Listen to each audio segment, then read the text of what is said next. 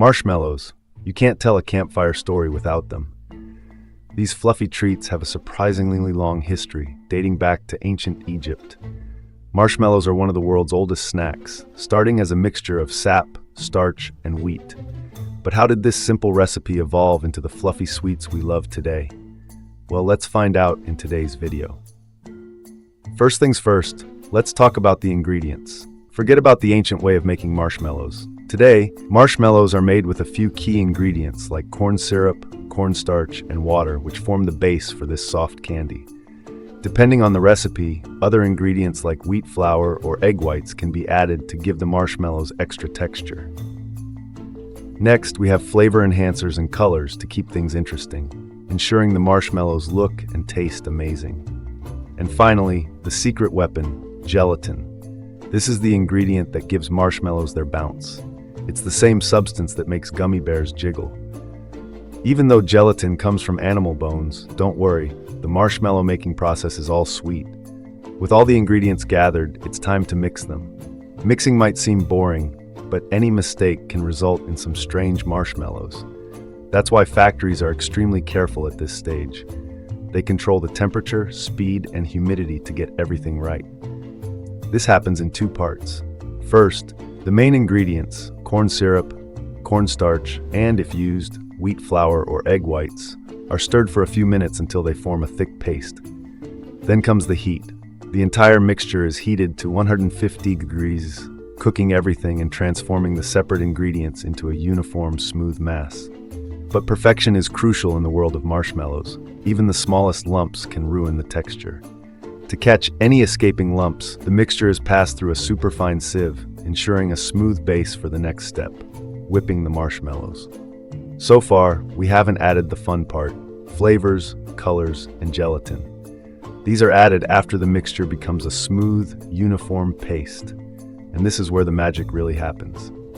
If you've ever made whipped cream, that's pretty much what happens here. The mixture is whipped rapidly, injecting a ton of air, similar to whipping cream. Air is practically the fourth ingredient in marshmallows, which is why they are so light. This same trick is used in meringue, angel food cake, and even scrambled eggs. But there's more to this whipping step than just air. While the mixture undergoes the process by industrial mixers, the gelatin is activated.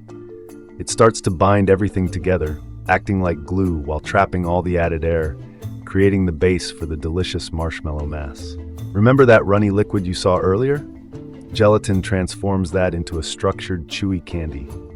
Once the mixture becomes fluffier and larger, doubling or tripling in size, it's ready for the next step. Before the 1950s, marshmallows were very labor-intensive, each one needing more time to form its skin and being chewier than fluffy.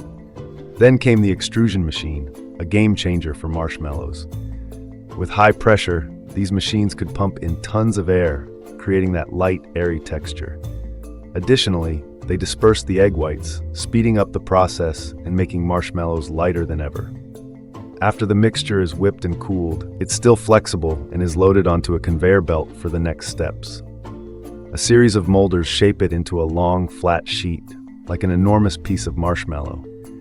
This sheet passes through a heat exchanger where cool air is blown through it, making it even fluffier while helping it set and hold its shape. Before cooling completely, the sheet is pushed through a mold, turning it into long marshmallow tubes. These tubes can be twisted or combined to create fun shapes and double-flavored candies. Then, they are cut into cylindrical shapes by an extruder, and since many marshmallows are made simultaneously, they are dusted with a mixture of sugar and cornstarch to prevent sticking. After taking their shapes, the marshmallows fall into a large drum that spins them quickly, bringing them to room temperature. This cooling also serves another purpose, removing any excess sugar and cornstarch, spreading it evenly over all the marshmallows. Once they're cool, they hop onto another conveyor belt. And then we know one thing. Making marshmallows may seem easy, but don't be fooled. Even small changes in ingredients or mixing can lead to a disaster. Nobody wants sticky messes or rock-hard candies. That's why before hitting the shelves, each batch undergoes a series of tests. One of these is the snap test, where a worker cuts a marshmallow in half and presses it, noting how long it takes to return to its shape. This simple test shows if the marshmallow has the perfect texture. Each candy must prove it's ready to be sent out into the world. While homemade marshmallows can spoil if you don't eat them quickly, factory-made ones are made to last, thanks to the clean environment, preservatives, and sealed packaging. These sweets can stay fresh for a surprisingly long time. But how are they packaged? First, high-quality, airtight bags are prepared. A long sheet of material is cut and sealed simultaneously using a hot metal tool. Then folding machines transform this into a bag ready to be filled with sweets.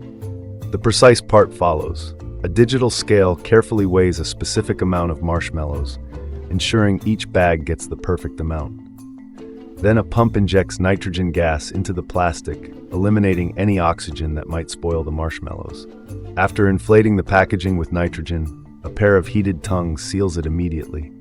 Finally, a printer personalizes each package with the expiration date and a unique code. Now these marshmallow packages are ready to go, placed in cardboard boxes, packed and sealed until shipping. Well, that was the video. I hope you enjoyed learning about this process. If you did, don't forget to subscribe to the channel and comment below what you thought of this manufacturing process. Don't forget to watch the other videos on the channel. See you there.